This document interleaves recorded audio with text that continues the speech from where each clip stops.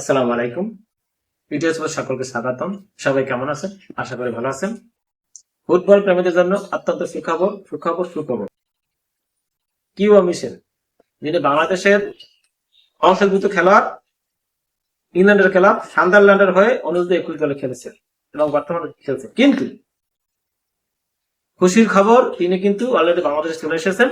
বসুন্ধরা কিংসের হয়ে তিনি সাইন করে ফেলছেন ইতিমধ্যে। কারণ হচ্ছে 12 আগস্ট একটা খেলা আছে, এএফসি চ্যালেঞ্জ লিগের খেলা আছে আল কারামার সাথে। আল কারাম হচ্ছে সিরিয়ার শীর্ষস্থানের লিগ।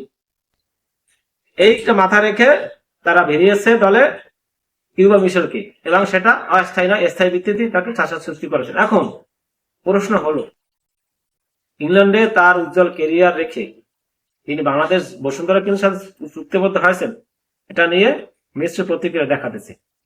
আমাদের গ্রামের ভাষায় একটা কথা বলে, আজ বুঝবি না বুঝবি কাইল, পাঁচার থাপড়ে পেল মারবি গাইল। এখানে কিউবা মিশেল আমার মনে হয় সূক্ষ্ম সিন্ডিকেটের খপ্পরে পড়েছেন, যেটা এমন হতে পারে তার সাথে চুক্তি করেছে যে তুমি যদি বসুন্ধরা ক্লাবের হয়ে খেলো তাহলে তোমাকে ন্যাশনাল টিমে খেলানো হবে, এমন একটা প্রস্তাব তারা দিতে পারে। কারণ আপনারা জানেন বাংলাদেশ বসুন্ধরা কিংসের সাথে যে একটা সিন্ডিকেট, এটা কিন্তু বাংলাদেশ ফুটবলে চলেই আসছে, এটাই সবচেয়ে বড় কারণ।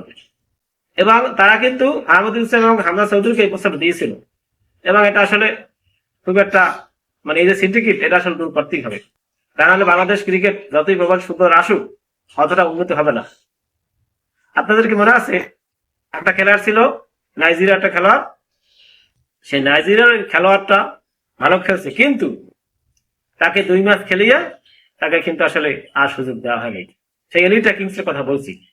সেই এলিটা কিংস এক সময় খুব ভালো খেলতো, সে বাংলাদেশ নাগরিকত্ব গ্রহণ করেছে, এবং তাকে কিন্তু পরবর্তী 2 ম্যাচ খেলানোর পর সে কিন্তু সিন্ডিকেটের শিকার হয়ে আসলে চলে গেছে। এখন প্রশ্ন হলো, আসলে কিউবা মিশেল কি সূক্ষ্ম সিন্ডিকেটের শিকার হয়েছেন?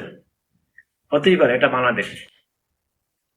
আমি যেটা চেয়েছিলাম, কিউবা মিশেল, আহমেদুল বা যে আপনার হামজা চৌধুরীর মতো বাংলাদেশ বয়সভিত্তিক থেকে খেলুক, অনূর্ধ্ব 21, অনূর্ধ্ব 17 এবং জাতীয় দলে খেলুক, কিন্তু তার খেলা এবং সেই ইংল্যান্ডের ক্লাবে খেলুক। তাহলে কারণ কি, সেই ইংল্যান্ডের ক্লাবে যে খেলা শিখতে পারবে, আসলে সেটা বাংলাদেশ ক্লাবে হয়ে শিখতে পারবে না। কিন্তু তাকে বাংলাদেশ ন্যাশনাল টিমে বা বয়সভিত্তিক দলে অবশ্যই আমরা চাই।